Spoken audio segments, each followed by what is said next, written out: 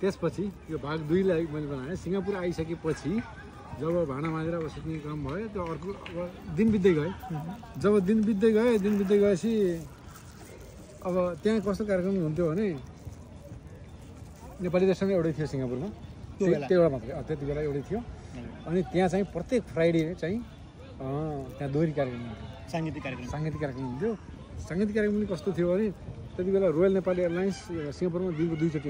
हप्तामा 2 चोटि आउँथ्यो एउटा फ्राइडे अर्को ट्युसडे कि त्यस्तै कहिले आउँथ्यो जब फ्राइडे आएको फ्लाइट फेरि ट्युसडे 2-3 दिन पछि फर्किन्थ्यो त्यस्तै के थियो अनि त्यसपछि त्यति बेलाका एयर होस्टेस पाइलटहरू पेनिनसुला होटलमा बस्थे अनि तिनीहरू खाना आउने ठाउँ नेपाली रेस्टुरेन्ट त्यहाँ शरदचन्द्र शाह राजा अब त्यहाँ राजा साहबको रेस्पेक्ट गर्ने मान्ने गुन्ने मान्छे फेरि एउटै मात्रै नेपालीको रेस्टुरेन्ट अनि त्यसपछि त्यहाँ आउने त्यति बेलाका एयर होस्टेसहरू फेरि दोहोरी गीत गाउनु पनि खोपिस गीत पनि गाउने राइट अनि त्यसपछि फ्राइडे खाना आएपछि त्यहाँ दोहोरी कार्यक्रम पहिला म आउनुभन्दा पहिला पनि चल्दो रहेछ ओके अनि त्यसपछि अब शरदचन्द्र शाह राजालाई मैले के भनेको थिएँ भने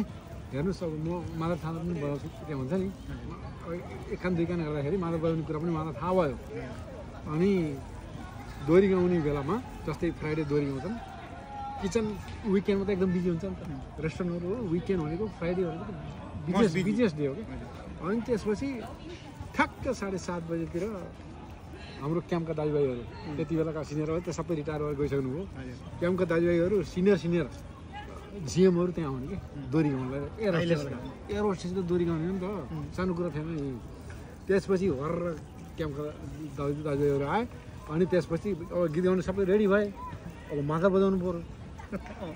पर्नेपछि अनि शरदचन्द्र शाह राजाले अनि किचनमा गएर यसो हेर घनश्याम भाइ तिमी बाहिर आऊ धन्यवाद बाहिर अब किचन बिजी छ मलाई बाहिर बोलायो फ्राइडे किचनमा भएका 2 जना सेफलाई त चन्यारम ठडाउनुको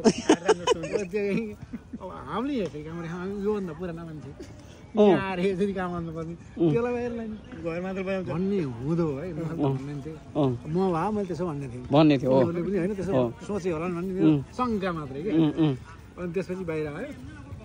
आएपछि अनि हेरोहरू बसिया छन् लवीहरू बसिया छन् अनि शरदचन्द्र शाह हामी अब अञ्जनाजी सबै बसिया छौँ अनि दोहोरी गाउन थालेँ अनि मैले मादल बजाउन थालेँ ड्याङ मादल बजाएको छु मेरो त प्यासन हो मादल बजाउनु पाएछु के चाहियो होइन मादल बजाउन थालेँ अनि त्यसपछि बजाउनु अनि लौरे दाजुभाइहरूले टन्न अब खाएपछि अब बजाउनुलाई पनि उनीहरूको त स्वभाव हो अफर त गर्नु पर्यो कलाकार हो त्यसलाई त खुवाउनु पर्छ नखाएर त बजाउनु भन्ने हुँदो नि त अनि भाइ ल एक गिलास खाने सोध्ने अनि अब त सबसँग डराउनु पर्यो नयाँ हुनुहुन्छ फेरि नयाँ छु फेरि आजम गाइदिने अनि त्यसपछि उनीहरूले कुरो बुझेर सर अर्को गिलासमा यता हाल्ने अनि टेबल पनि ल्याएर मलाई त घुँडा कोट्याउँछ समात भनेर गिलासमा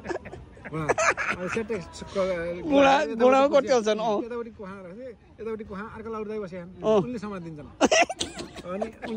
अनि उनीहरूले कुरो बुझेर उहाँ शरदचन्द्र शाहलाई उतापट्टि पुरा भुलाएर गफर लाएर खायल अनि यताबाट साट पारिदिएपछि मादल पनि रन्किने भयो नि एक खाएपछि त फेरि मादल त के त्यसपछि त अनि 2 खाएपछि त अनि शरदचन्द्र शाह राजालाई पनि राजा तपाईँ गीत गाउनुहोस् तपाईँले गाउनुपर्छ आज गीत बोसलाई त्यसपछि आयो नि त आँट आयो कि त्यसले आँट ल्याउने त्यसले आँट होइन त्यसरी नाच्ने गाउने जस्तो हुन्छ नि त्यस्तो मोमेन्ट थियो कि त्यति बेला त्यो चाहिँ अब स्मरणीय थियो त्यो पनि एउटा memorable thank you for sharing thank you very much thank you